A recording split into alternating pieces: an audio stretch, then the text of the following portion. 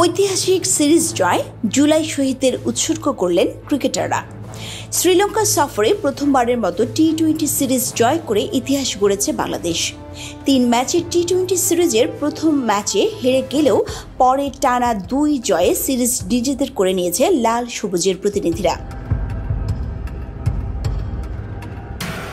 এদিকে জয়ের পর পুরো দলের প্রশংসা করে লিটন যোগ করেন, এই সিরিজে আমাদের দল যেভাবে খেলেছে তাতে আমি খুব খুশি। সাম্প্রতিক টি-20তে আমরা প্রত্যাশিত ক্রিকেট খেলতে পারিনি, তবে এই সিরিজে আমরা আমাদের সেরাটা দিতে পেরেছি। আজ আমরা যদি টস জিততাম তাহলে আমি প্রথমে ব্যাট করতাম, কারণ আমাদের বোলিং আক্রমণ অনেক ভালো। শ্রীলঙ্কার মাঠের সিরিজ জয় প্রসঙ্গে লিটন বলেন, আমার মনে হয় এটি বাংলাদেশের জন্য বড় অর্জন। এই জয় আমাদের ক্রিকেট এবং নতুন প্রজন্মকে আরও উন্নত করবে। আমাদের আরও বড় স্বপ্ন আছে এবং এই সিরিজ জয় সেই স্বপ্ন পূরণে আমাদের সাহায্য করবে। শ্রীলঙ্কায় এবারের সফরে চোখে চোখ রেখে সমানতালে লড়াই করেছে বাংলাদেশ ক্রিকেট দল।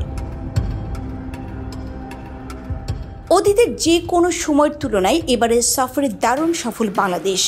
মেহেদী হাসান মিরাজের পরিবর্তে আজ শেখ মেহেদীকে মাঠে নামানোর প্রসঙ্গে লিটন বলেন, আমার বিশ্বাস ছিল এই উইকেটে মেহেদীর জন্য উপযুক্ত।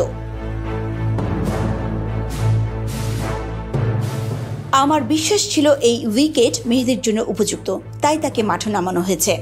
মিরাজও ভালো খেলোয়াড়, তবে এই উইকেটে মেহেদীকে আমার সেরা মনে হয়েছে। ৮-৬০ বোলিংয়ের সঙ্গে ব্যাটিং সামর্থ্য টি-20তে মেহেদী হাসান সবসময়ই নির্বাচকদের পছন্দের তালিকায় থাকেন ওপরের দিকে। কিন্তু শ্রীলঙ্কার বিপক্ষে সিরিজের প্রথম টি-20তে দেখা গেল অন্য দৃশ্য। মেহেদী হাসান মিরাজকে জায়গা দিতে একাদশ থেকে ছিটকে গেলেন মেহেদী। আগের সিরিজের সহ অধিনায়ক মেহেদী কেন সুযোগ পেলেন না সে প্রশ্ন উঠেছিল নানা জায়গা থেকেই।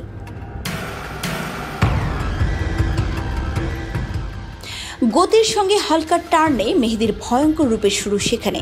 পাওয়ার প্লের ভেতরেই মেহেদীর ডাক পড়ে আবার।